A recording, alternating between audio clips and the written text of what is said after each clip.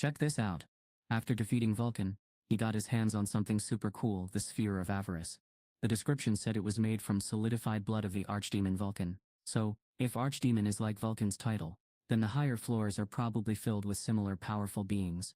Archdemons started showing up more often, after the 70th floor. Sure, the monsters get stronger and scarier as you go higher. That's bad enough. But there's something even bigger to worry about. Things were about to get real intense. The world around Jin-Woo was totally different as he climbed higher. After the 51st floor, every city was burning. The fires grew stronger with each level he passed. By the time he reached the 70th floor, the heat was so intense that just standing there drained his health. Every small movement left him more exhausted. He had been right to call this place the Flaming Fortress. I need to get out of here. This raid was enough for now. He needed to find a way to fight the fires. He was on the hunt for an artifact that could stand up against fire magic. High-ranking hunters had gear that cost a fortune, serious money, and items with defensive magic were no exception. He once saw something on the news that cost tens of billions of won, which was basically unimaginable. Sure, he'd earned a good chunk of cash working with Jinyo, but he still wasn't sure if it would be enough to get what he needed. That's why he needed insurance. Selling this should cover everything. Jin-Woo grinned as he checked the Sphere of Avarice safely tucked away in his inventory. It was something every mage hunter would drool over. How much could he get for it at an auction? If he could show off its power, top-ranked mage hunters would be lining up to buy it. He closed his inventory with a satisfied smile. Jin-Woo had achieved his main goal for this raid, leveling up. That meant postponing clearing the dungeon wasn't such a big deal after all. But here's what was bugging him. He glanced upward. Demon souls collected. 960 24's 10,000s. He was only 3076 demon souls, short of hitting his target.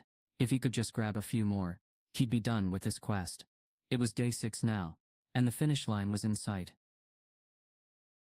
One day was plenty of time for Jin-Woo to finish the quest. Sure, the upper floors were a pain, but there was one good thing. He could get way more souls from killing just one demon. With any luck, he'd rack up another 400 souls in practically no time at all. Let's just get this done and get out of here, Jin-Woo muttered to himself. He made up his mind and spun back around, ready to tackle the quest head-on. Jin-Woo walked with a bounce in his step, because he had a clear plan in mind. He stood right in the middle of a magical elevator, or maybe it was better to call it a teleportation circle. Floor 75. He said with confidence. This was turning out to be an amazing day. Jin-Woo couldn't stop smiling, as he looked at the monster guarding the teleporter from a distance. The monster's name appeared as Mitas, Guide of Souls, and just that name made it obvious. This was no ordinary creature. It had to be a boss monster. Its dark robes and shimmering silver necklace made it stand out from the rest. Jin-Woo thought to himself, that must be the Demon Monarch's necklace. At first, Jin-Woo's goal was simply to finish the quest, but now it looked like he'd also get an extra item for his set collection. And yet, that wasn't even the reason he was grinning so much. Great gear or not, it wouldn't matter if he couldn't take down the monster. Jin-Woo gripped a dagger in each hand and sprinted forward. The skeleton mage dressed in its dark robe noticed Jin-Woo rushing toward it. Midas, Guide of Souls, has discovered an intruder. As expected of a boss monster, it didn't waste a second. It started casting a spell right away. A bright red magical circle popped up under his feet, with dark energy spinning ominously nearby. Midas, the Guide of Souls, unleashed his eerie power called the Cursed Voice. A massive army of the undead sprang up from the ground, numbering in the thousands. Most people would be terrified. But Jin-Woo wasn't even surprised. He was ready for this. Jin-Woo had a feeling this would happen. The air was thick with black smoke, making it a no-brainer to figure out what kind of monster Mitas was. Guide of Souls. The name said it all. And just as Jin-Woo had figured, Mitas had called forth a powerful undead army. Luckily Jin-Woo had the best job for this situation. Let's go, he shouted. Osh! Osh! Osh! From the shadows, soldiers emerged, their agonized screams echoing through the air. There were a few hundred of them. Mitas's army was way bigger, but Jin-Woo had something special. His soldiers were the real deal. Make way. Ebony warriors appeared out of nowhere from Jin-Woo's shadow. These were his true fighters, while a few hundred soldiers he brought out earlier stalled for time. His main force quickly carved a path leading straight to one place. Igris and Iron were up front, smashing undead super fast. In the blink of an eye, the distance between Jin-Woo and Midas disappeared. Close enough, Jin-Woo muttered before taking off like a shot. As his speed skill lit up with a level-up notification, thanks to all that sprinting through the demon's castle. Jin-Woo flashed a triumphant grin as he dodged the swarm of undead closing in behind him. Then in an instant he was face to face with Midas. Jin-Woo locked eyes with the creature, looking way too chill for someone about to battle a monster. Not what you were expecting, huh? He said casually, and his calm demeanor made Midas twitch in surprise. Nope, not even a flinch, but do monsters ever get scared? No time to think about that. Jin-Woo's dagger was moving super fast. S-less. Thud. Midas hit the ground. Lifeless. Jin-Woo knew from experience that mage-type monsters like this one were pretty weak. They mostly just controlled others to fight for them. The moment he'd seen Midas, he knew exactly how this would go down. With a flick of his wrist, his dagger zipped back into his inventory. Then, a message popped up. You have defeated Midas, Guide of Souls. You have earned 200,000 experience points. You found Demon Souls in Midas's pendant. You have acquired 200 Demon Souls. You have leveled up. You have leveled up. You have leveled up. You have leveled up. Jin-Woo pumped his fists in the air, grinning. Wow. Jin-Woo had collected 9,971 Demon Souls out of 10,000. He was super close to his goal, just 29 more to go. A sly grin spread across his face as he thought about how easy it would be to finish this quest.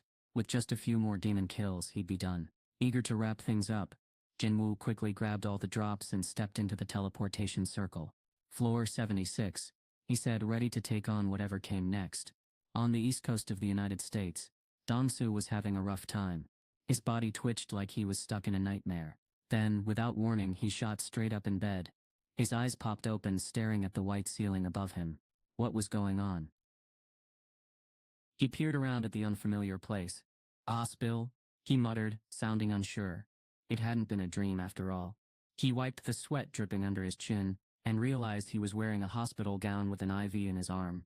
Dong-soo was angry. His voice was cold as ice when he spoke.